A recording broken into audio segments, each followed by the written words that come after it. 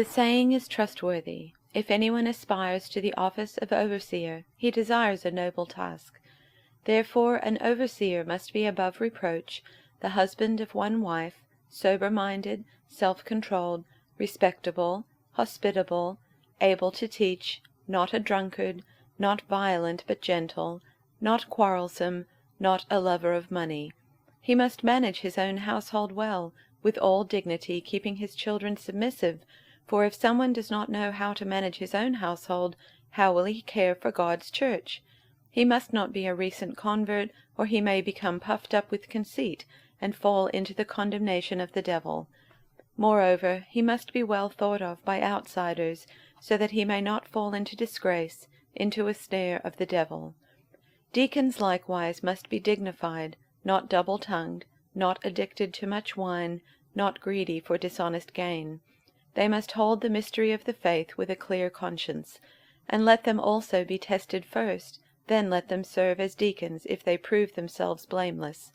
Their wives likewise must be dignified, not slanderers, but sober-minded, faithful in all things.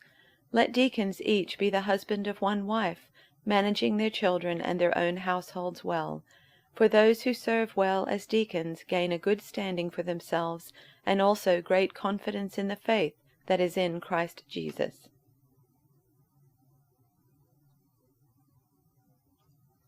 The saying is sure, whoever aspires to the office of bishop desires a noble task.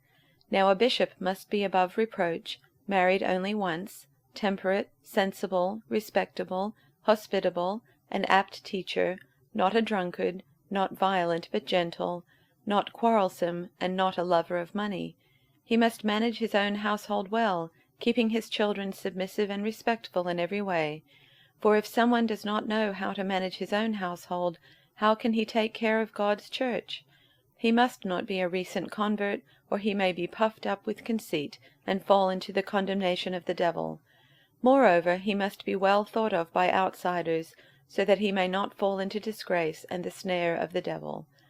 Deacons likewise must be serious, not double-tongued, not indulging in much wine, not greedy for money. They must hold fast to the mystery of the faith with a clear conscience. And let them first be tested, then, if they prove themselves blameless, let them serve as deacons. Women likewise must be serious, not slanderers but temperate, faithful in all things. Let deacons be married only once, and let them manage their children and their households well, for those who serve well as deacons gain a good standing for themselves, and great boldness in the faith that is in Christ Jesus.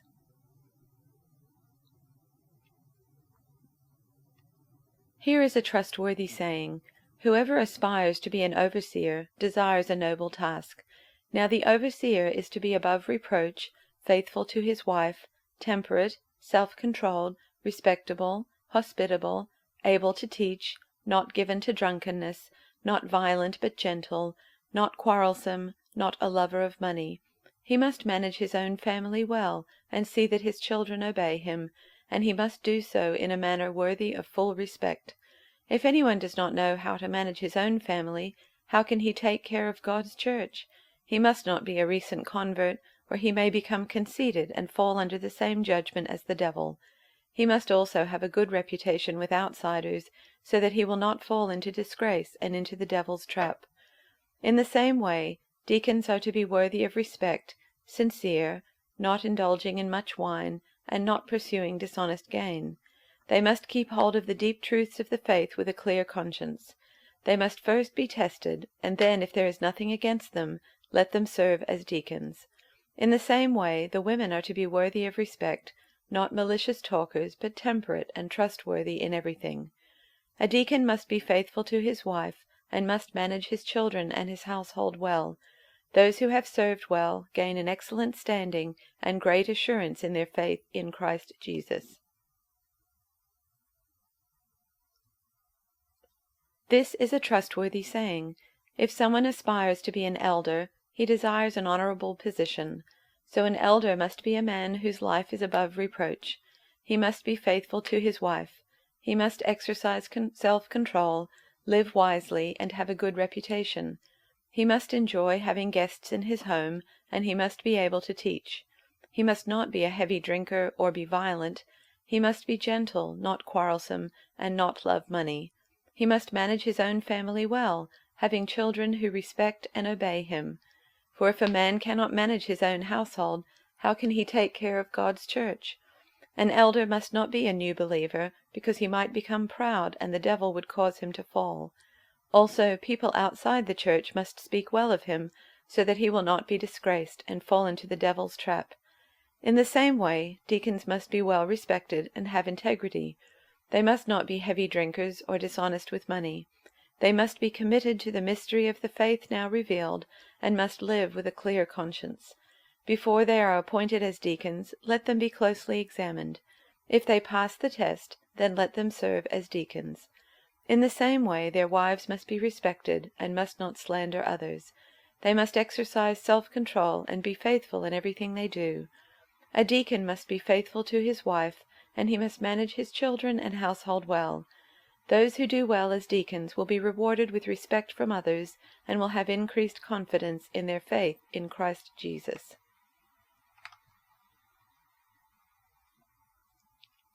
If anyone wants to provide leadership in the church, good, but there are preconditions. A leader must be well thought of, committed to his wife, cool and collected, accessible and hospitable. He must know what he's talking about, not be over-fond of wine, not pushy but gentle, not thin-skinned, not money-hungry. He must handle his own affairs well, attentive to his own children and having their respect. For if someone is unable to handle his own affairs, how can he take care of God's church? He must not be a new believer, lest the position go to his head and the devil trip him up.